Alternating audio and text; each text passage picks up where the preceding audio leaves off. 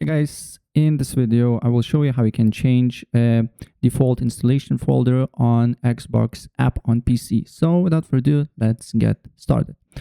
First of all, you just need to open up Xbox app, then press on the top left on your profile icon here.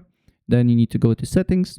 On settings, you need to go to install options, and then here you can change your hard drive. So you can change from C to D here, or you can change folder here. Right here.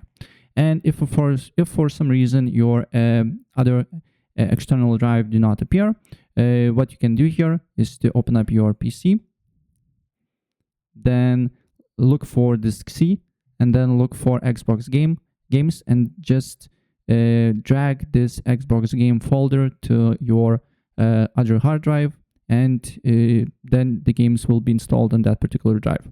Right, so yeah, that's basically it. And if I helped you out, please press like button and subscribe for more. Take care.